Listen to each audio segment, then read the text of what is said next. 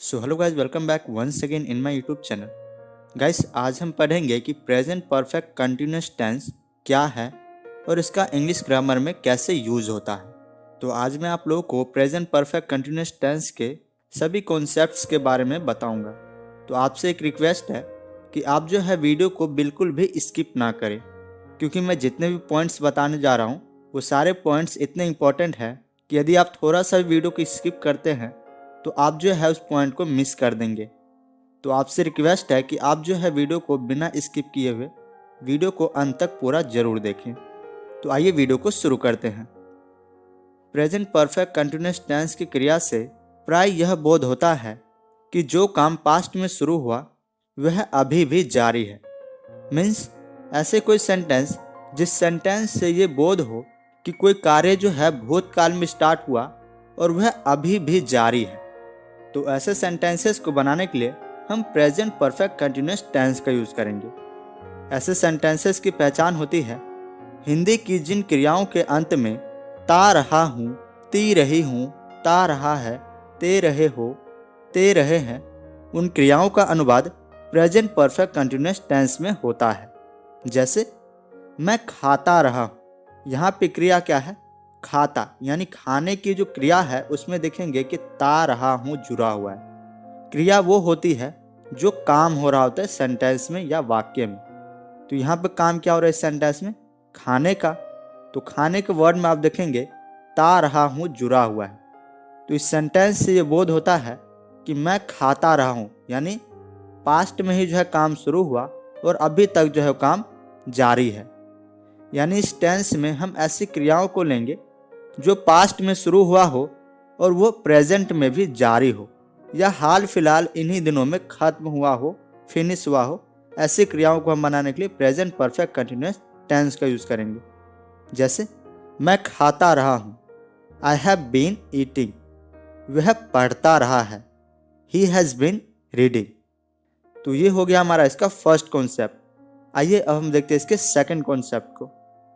तो इसका second concept है यदि हिंदी क्रियाओं के अंत में रहा हूं, रही हूं, रहे हैं, रही हो, रहा है, हो और इनके पहले भूतकालिक समय सूचक शब्द का प्रयोग हो, जैसे 1 घंटे से, 2 घंटों से, 2 वर्षों से, सुबह से, 9 बजे से, 2005 ई से इत्यादि। मीन्स ऐसे कोई सेंटेंसेस जिसमें भूतकालिक समय सूचक शब्द आ जाए, जैसे 1 घंटे से, 2 घंटों से, 2 वर्षों से, सुबह से, 9 बजे से, 2005 ई से। यानी ये सारे भूतकालिक समय सूचक शब्द अगर आ जाए सेंटेंसेस में तो उन सेंटेंसेस को हम हमेशा प्रेजेंट परफेक्ट कंटिन्यूअस टेंस में ही बनाएंगे।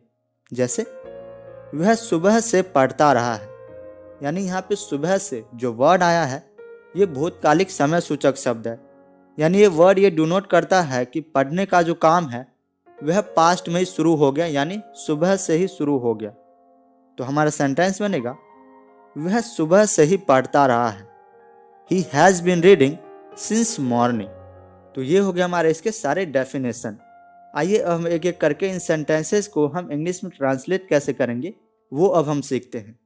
तो इसके अफर्मेटिव सेंटेंस को बनाने का फॉर्मूला होता है सब्जेक्ट प्लस हैव या has plus been plus verb की फर्स्ट फॉर्म के साथ आईएनजी देन ऑब्जेक्ट। तो यहाँ पर आप हैव या हैज जो देख रहे हैं ये हमारे हेल्पिंग वर्ब्स कहलाते हैं। उसके बाद बीन आएगा।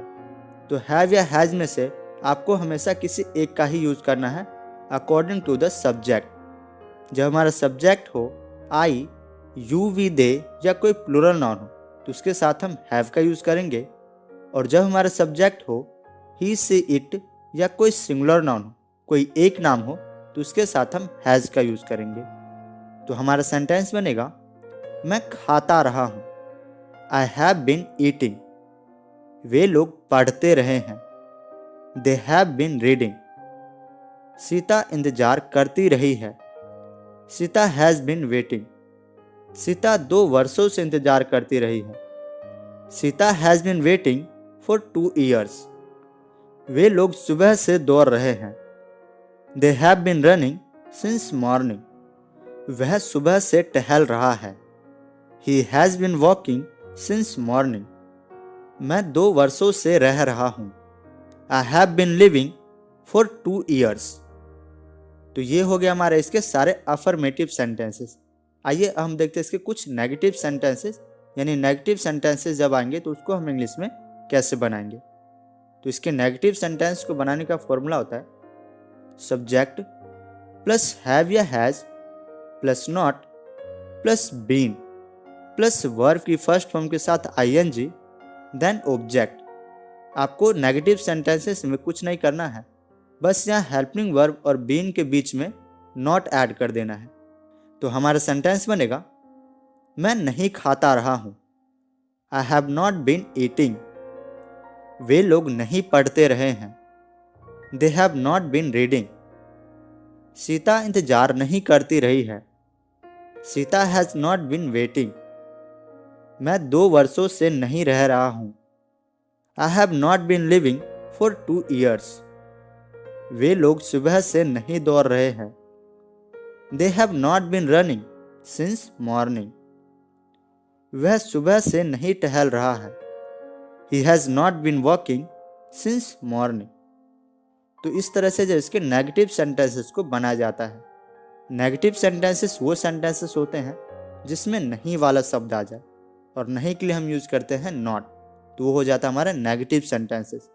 तो गाइस ये थी आज की हमारी प्रेजेंट परफेक्ट कंटिन्यूअस टेंस. आज हमने प्रेजेंट परफेक्ट कंटिन्यूअस टेंस के प्रॉपर डेफिनेशन को समझा और अफर्मेटिव और नेगेटिव सेंटेंसेस कैसे बनाए जाते हैं वो हमने सीखा. इससे अगले पार्ट में हम देखेंगे कि इसके इंटरोगेटिव, नेगेटिव इंटरोगेटिव और WH फैमिली के साथ इस सेंटेंसेस को कैसे बनाया जाता है.